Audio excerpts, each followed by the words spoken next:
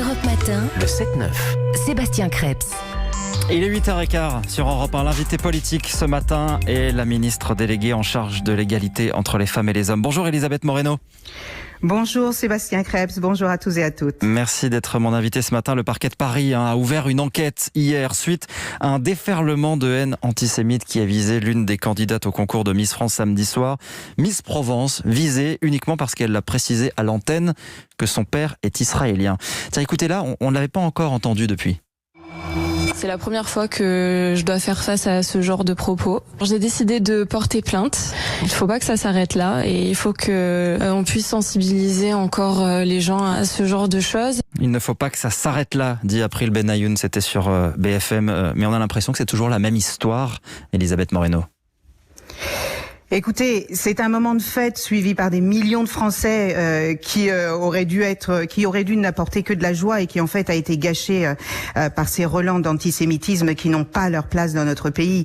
La vague de propos antisémites dont April, notre magnifique Miss Provence, première dauphine d'Amandine Petit, est totalement abjecte et inacceptable et de manière générale, l'antisémitisme reste un fléau, vous avez raison, qui doit nous concerner tous parce qu'il touche simplement à la dignité humaine et nous devons absolument le combattre et rester vigilants en permanence. Il ne faut pas que ça s'arrête là. Moi, je me réjouis que la justice ait ouvert une enquête pour retrouver et punir les auteurs de ces propos haineux. Nouvel exemple de propos antisémites, nouvel exemple aussi de lynchage sur les réseaux sociaux où les messages restent encore en ligne pendant plusieurs heures, voire plusieurs jours. Pourquoi on n'y arrive pas ? Pourquoi on n'arrive pas à forcer ces réseaux à agir plus vite ? Eh bien, je pense, vous avez raison de le mentionner, parce que finalement, les réseaux sociaux, d'abord, je voudrais dire que les réseaux sociaux ne sont que le reflet de ce qui se passe dans notre société. Et c'est pour ça, d'ailleurs, qu'il est extrêmement important, après, il le disait tout à l'heure, il faut sensibiliser, il faut former, il faut informer, et il faut que les réseaux sociaux se sentent responsables de ce qui se passe sur leur plateforme. Moi, je suis complètement atterrée de voir combien c'est lent aujourd'hui, malgré les alertes qui peuvent leur être données. On l'a observé avec la vague de racisme anti-asiatique il y a quelques mois, mais également avec la mannequin Christelle Yambaïssa qui a été victime, elle aussi, de discours haineux sur les réseaux sociaux parce qu'elle est noire suite à cette campagne de publicité qu'elle a faite pour Monoprix. Et ces discours de haine virtuelle engendrent fatalement des blessures réelles parce que les réseaux sociaux ne sont pas un monde à part. Vous imaginez si vous étiez menacé de mort dans la rue en permanence et si vous receviez un tombereau de haine de personnes qui ne vous connaissent pas, que vous ne connaissez pas et qui déversent sur vous leur colère, leur peur, leurs ignorances ou encore leur frustration. Il y a encore des moyens d'agir. On a vu la loi Avia a été censurée par le Conseil constitutionnel. Elle tentait d'imposer aux plateformes de retirer les commentaires haineux en 24 heures. Ce n'est pas passé. Il y a encore des moyens d'agir ? Alors, bien sûr qu'il y a des moyens d'agir. Et le combat du gouvernement, mon combat pour lutter contre la haine en ligne, il repose en fait sur 3 axes.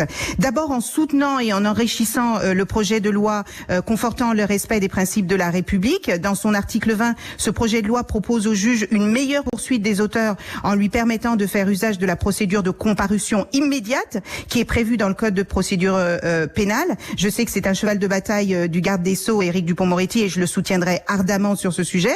Ensuite, en soutenant la proposition de directive européenne dite Digital Service Act portée par Thierry Breton, elle conforte là aussi la position française en permettant de lutter contre la prolifération des contenus illégaux en ligne. C'est un sujet que notre pays soutient au plus haut niveau puisque le Premier ministre et le Président de la République se sont exprimés là-dessus. Mais dans l'attente de l'adoption de cette directive européenne, nous pouvons en France, comme vous l'avez dit, adopter des dispositions au niveau national pour lutter contre la haine en ligne et pour cela nous pouvons reprendre certaines des dispositions de la proposition de loi de Laetitia Avia sur le retrait des contenus illicites. Et puis enfin, il y a un observatoire qui est géré par le CSA, qui est chargé de l'observation des contenus haineux sur Internet. Il réunit la DILCRA et plusieurs associations, et c'est au travers de toutes ces actions que nous comptons lutter contre cette haine en ligne. Et moi, je veux accuser les plateformes qui refusent de prendre leur responsabilité sur ce sujet lorsque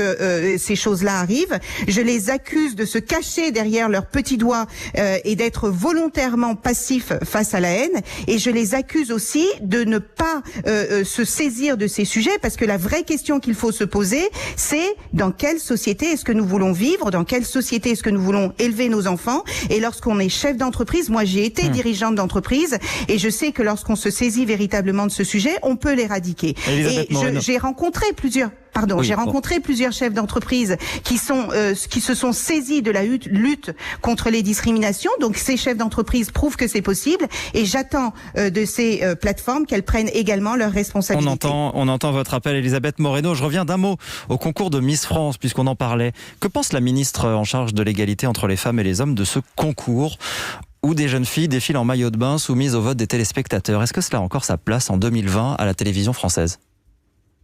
Écoutez, c'est une institution française. Je pense que vous avez vu combien de Français ont suivi ce programme cette année encore. Non, mais la question n'est pas là. La question n'est pas là. La question n'est pas là. Dans le monde de 2020, est-ce que la ministre de l'égalité entre les femmes et les hommes considère que ce concours a encore sa place à la télévision? Moi, je ne suis pas contre ce programme à partir du moment où il fait partie de notre culture, et c'est quelque chose à quoi nous tenons. Les jeunes filles qui s'y présentent, vous savez, il y a des jeunes filles qui rêvent un jour de pouvoir se présenter à ce concours de Miss France. À partir du moment où elles le font sur la base de leur choix, de leur volonté, et que ce moment est un moment de fête, et qu'il ne dégrade pas les jeunes femmes qui contribuent, je ne vois pas pourquoi je m'élèverais contre cela. Absolument. Elisabeth Moreno, vous êtes aussi en charge au gouvernement de la diversité et de l'égalité des chances, et vous dites vouloir porter une jambe sociale, la jambe gauche, en gros, au sein du projet de loi séparatisme. Il y a de la place encore pour cela dans ce contexte très sécuritaire qu'on connaît ? Mais bien sûr qu'il y a de la place. Vous savez, il y a beaucoup d'actions dites de gauche qui ont été prises par ce gouvernement tout au long de ces années. Il se trouve que la triple crise sanitaire, économique et sociale que nous subissons aujourd'hui a tendance à les faire oublier. Il ne faut pas non plus négliger ces questions de sécurité, parce qu'il est extrêmement important de protéger les valeurs de notre République. Moi, j'ai envie de porter ces actions de gauche parce que le cœur de mon ministère aujourd'hui tient justement à la dignité humaine, il tient à la lutte contre les discriminations, il tient au fait que nous soyons capables de tendre la main à toutes les personnes qui peuvent parfois être stigmatisées, qui peuvent être oubliées, qui peuvent être laissées de côté. Est-ce que c'est le sujet? On parle de lutter contre l'idéologie islamiste. Mais Sébastien Krebs, est-ce que parce qu'il y a des idéologies islamistes qui menacent notre pays, nous devons laisser de côté les personnes qui sont vulnérables, les personnes qui souffrent et les personnes qui sont en difficulté? Est-ce que nous ne sommes pas capables de faire les deux en même temps? Est-ce que nous ne sommes pas capables à la fois de protéger nos valeurs fondamentales et en même temps de nous occuper des personnes qui ont besoin de nous? Je ne vois pas en quoi ce serait incompatible. Alors quelles mesures sociales resteront dans cette loi?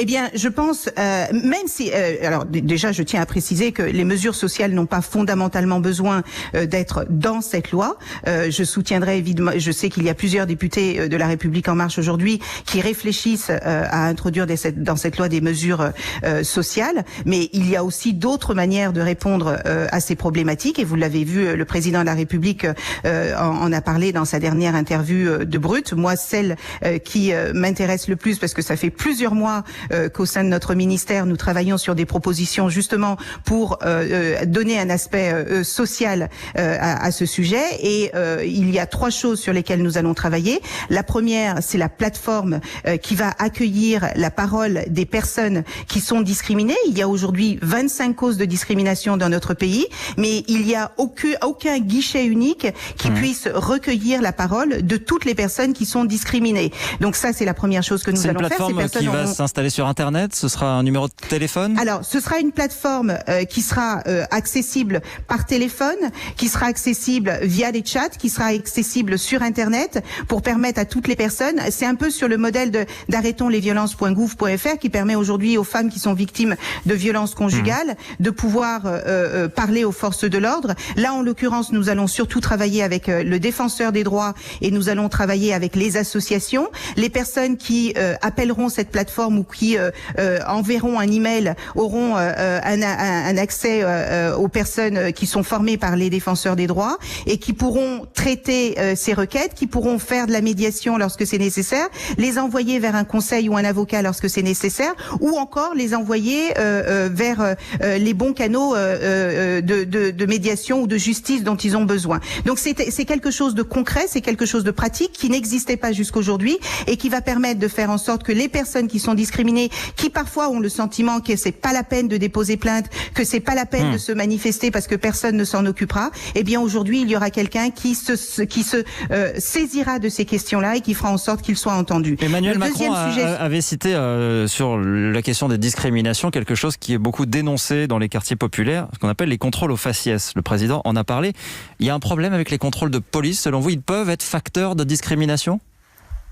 Malheureusement, c'est une vérité. Vous savez, il y a beaucoup de jeunes que j'entends, que je rencontre, que les associations nous remontent également. Beaucoup de jeunes qui disent que parce que ils sont noirs ou parce qu'ils sont maghrébins, ils se sentent plus contrôlés que la moyenne. Ils pourront le dénoncer sur cette plateforme, par exemple ? Eh bien, justement, c'est cette fameuse convention citoyenne que nous allons également mettre en place parce que nous connaissons les discriminations dans notre pays, mais nous ne les connaissons peut-être pas toutes. Et l'idée de cette convention citoyenne que nous allons lancer, c'est permettre à tous les Français, que ce soit ceux qui sont discriminés, mais également ceux qui ne le sont pas, de pouvoir parler de ce sujet de la discrimination et de pouvoir nous apporter un autre regard et d'autres idées sur la manière dont nous pouvons nous en saisir, parce qu'encore une fois, la question des discriminations ne concerne pas que les personnes discriminées, elle concerne toutes les personnes de notre pays. Moi, ce qui est au cœur de mon ministère aujourd'hui, c'est le sujet de l'égalité et je m'appuie toujours sur l'article 1 de notre Constitution de 58 qui dit que tous les êtres naissent libres et égaux en droit et notre responsabilité, c'est de faire en sorte que tous nos citoyens aient accès aux mêmes droits et qu'ils soient traités de la même manière et qu'il n'y ait pas de citoyens de seconde zone. Merci. C'est ce pourquoi nous nous battons aujourd'hui. Merci beaucoup Elisabeth Moreno, ministre déléguée en charge de l'égalité entre les femmes et les hommes, en charge de la diversité et de l'égalité des chances. Merci d'avoir été mon invité politique ce matin, 8h27.